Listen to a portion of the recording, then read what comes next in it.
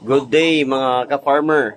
Tayo'y mag-imbak ng itlog ng ating Rhode Island Red this day.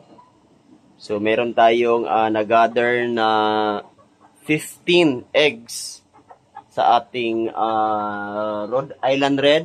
Yun yung mga Rhode Island Red natin. Ito siya, native ito. So meron tayong nag-gather na 15 eggs galing sa ating mga manok. At ating isasalang bukas. Isasalang natin bukas sa ating incubator. So ito nga pala ang ating mga manok, guys.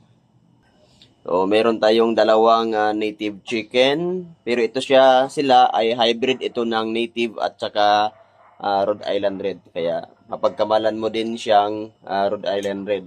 Yan. So meron din tayong sirama.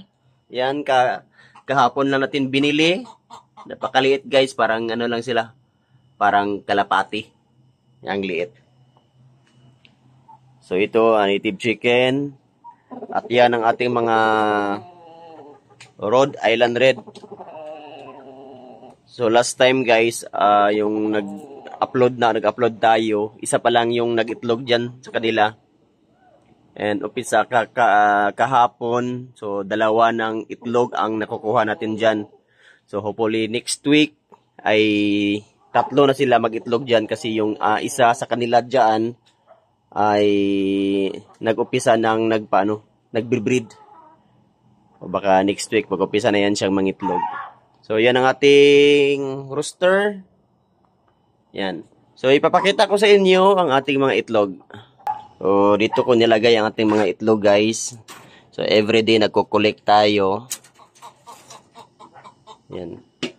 Naglalagay din pala tayo ng fake eggs, guys. Yun, binili natin sa Shopee. So, fake eggs ito siya.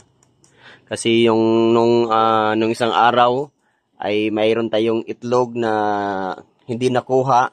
Tinuka nila hanggang nabasag. Yan. Alis. Yan. So, ito ang ating mga itlog sa ating Rhode Island Red at saka native chicken. Yung mga native chicken natin, guys, brown din pa rin ang kanilang mga itlog. Yan. Kasi nga hybrid ito ng native chicken at saka Rhode Island Red. Kaya yung itlog nila i-brown pa rin. So nilagyan natin ng color letter N, ibig sabihin native chicken. So itlog ng ating native chicken, yan. So, in 7 days, sa ating dalawang manok, 2, 4, 6, 8. So, yun yung nagiging itlog nila. At sa ating Rhode Island Red, meron tayong 7 eggs.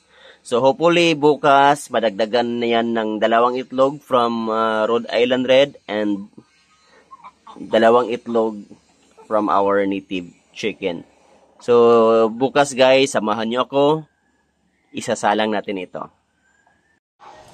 Okay, good day everyone. At magsasalang na tayo ng ating mga naimbak na itlog this evening. So today is September 2, 2025 at 5 PM in the afternoon. So kinuha na natin, guys, ang ating mga naimbak na itlog at meron tayong 18 eggs sa 8 days na pag-iimbak natin. So, hindi na natin patagalin kasi nga based sa ating nalalaman ay pag 7 days pataas, medyo mahina na ang fertility ng ating itlog. So, meron tayong 18, guys. O, tingnan natin. Yan. Meron tayong 10 eggs from our native chicken and 8 from our Rhode Island Red. Yan, at atin ang ilagay ang ating mga itlog. At 7 to 8 days from now, i-update ko kayo kung may laman ng ating 18 eggs na isinalang sa incubator. And yun lang. Thank you for watching.